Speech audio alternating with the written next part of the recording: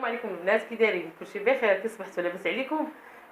شكون فيكم البنات اللي كتدي ولادها للمدرسه وكيكون عندها ضيق في الوقت، وكتبقى تشقى بالجلابه ديالها، كتبقى مرفوعه كتقول الوقت ما غيكفينيش وكتبقى مشطونه؟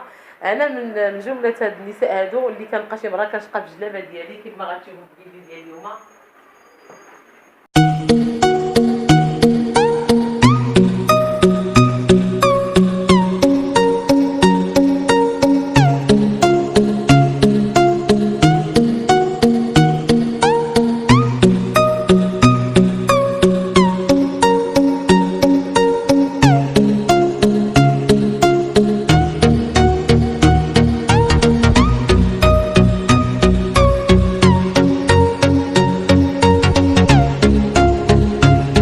خفيفه للكوزينه.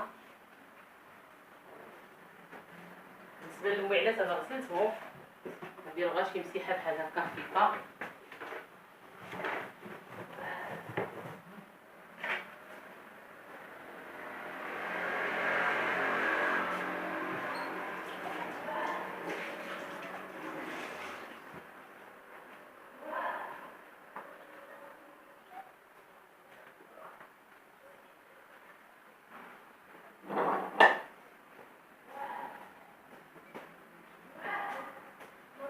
غادي ننتقل باش ندير معكم العصير البنات ديال الكوكتيل الجمال.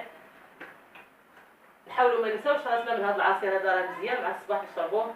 انا درت هنا غير الاشياء اللي متوفره عندي، درت الليمون والبربه وشويه ديال الكركم. ما توفرش عندي الفراوله ولا حب الملوك ولا هذا، حتى هو كيساهم في انجاح هذا العصير وكيعطي واحد الرونق والجمال للبشره وتبقى حمراء دائما. اليوم غادي نعصر هذا العصير هذا وغادي نبداو ان شاء الله وغادي نتلاقاو.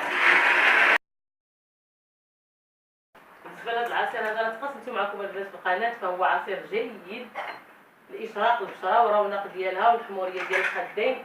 اللي عنده الوجه شاحب كنصحوا بتناول هذا العصير لحقاش فيه ماده الباربا البنجر اللي هي كتزيد الهيموغلوبين في الدم. حاولوا تناولوا بسم الله على بركه الله. غنشرب العصير ديالي.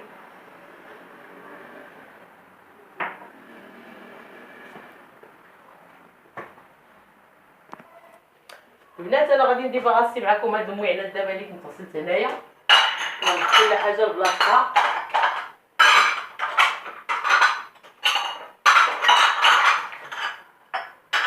صراحه الانسان واخا ما كيقدمش شي وصفه جديده للمشاهدين ديالو، كتكون عنده ديك الولف مع المشاهدين، كيبغي يتقاسم معاهم واخا غير بيض وبطيشه. داكشي اللي وقع لي دابا هذا النهار. انا بالنسبه ما عنديش شي وجبه اللي هي سبيسيال غادي نقدمها معكم، ولكن غير بغيت زعما ان شاء الله نتقاسم معكم هذا اليوم كيف ما بغى يكون. واخا تكون شي غوسيطه مثلا ولا ما تكونش، ولا المهم نتقاسموا هذا اليوم هذا كيف ما بغى يكون. الحمد لله انا هنايا جمعت هذوك الموينات وقررت باش ندير واحد الطاجين اللي هو عادي غير بالبطاطا والجبانه للوليدات.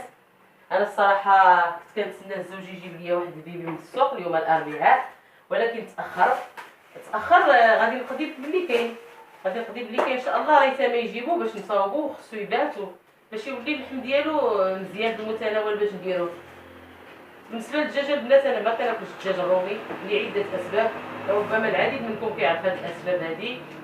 انا كناخذ غير اللحم مره بالنظام كما قلت لكم، ماشي يوميا، يعني بالقانون ديالو كيف ما كيقولوا اطباء التغذيه. اللحم خاصك على الاقل تاكلو مره في السيمانه، ما خاصكش تكون مدمن عليه لحقاش موجود ما يتكل في الكوزينه ديالنا. كاينه خضار الحمد لله، كاينه فواكه كيف ما كنقول دائما. واللحم راه ماشي حرام راه حلال، غير هو خصو يتكل بواحد الطريقه مقننه. اليوم غادي نقضيو كما كيقولوا باللي كاين، غادي ندير مريقه هكايا بالجبانه والبطاطا لان كيتواتاو بجوج الصراحه. كيف ما قلت لكم البنات، بالنسبه للبيبي ماشي البيبي الرومي، البيبي البلدي كاين دابا في السوق اللي بغى يمشي يقتنيه.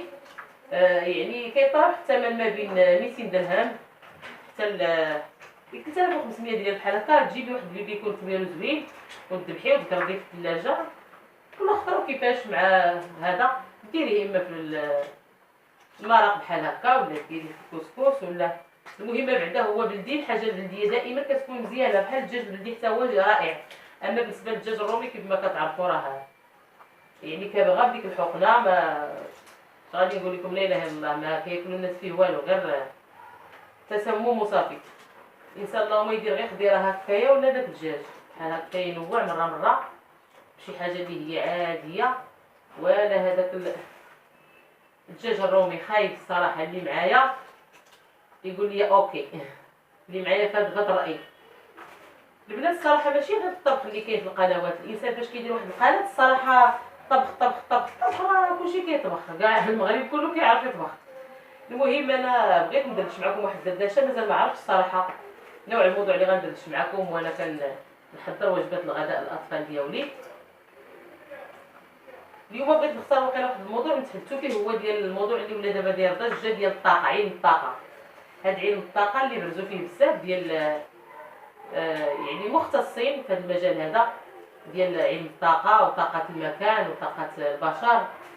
المهم بالنسبه للطاقه ديال المكان، انا على حسب معرفتي المتواضعه، بالنسبه للطاقه ديال المكان، بالنسبه كتكون مثلا غادي لواحد المكان، كتكون غادي لواحد المكان، اما مثلا جارك غادي عنده او لا مسافر شي مدينه اخرى، بمجرد ما كتدخل لذاك البيت او لذاك الشارع او لذاك المكان كتحس بواحد الغمه كتجيك في قلبك. شحال من واحد كتوقع له هذه المساله، او لا العكس، كتمشي مثلا للباديه او لا عند شي واحد في العائله كتدخل واحد البيت اللي هو بسيط جدا، يعني في الفراش ديالو بسيط بالاهل ديالو، وكتحس بواحد الراحه كتعم المكان، واحد الراحه والسكينه وما كتبقاش تخرج. راه هذا بالضبط البنات هو علم الطاقه، هو الطاقه، طاقه المكان، هذا ما يطلق عليه باسم طاقه المكان. طاقه المكان يعني ذاك المكان اما كتستانس به او العكس، او لا كتحس بالخلقه، هذه هي طاقه المكان. الا عجبكم هذا الموضوع وبغيتونا نناقشوا فيه اكثر ممكن نناقشوا فيه اكثر. كذلك كاينه الطاقه ديال الاشخاص، واحد الشخص كتريح معاه، كيهضر معاك، كيتبادل انت وياه اراء، كيعطيك نصائح، يحكي لك هكا وهكا، كيفوج معاك الى اخره، كتحس بواحد الطاقه ايجابيه كتنبع من داك الشخص، وكتمشي عنده وانت متحمس وكلك اراده وكلك زعما كيحمسك على الحياه، كيحمسك هكايا على اليوم ديالك يدوز رائع الى اخره.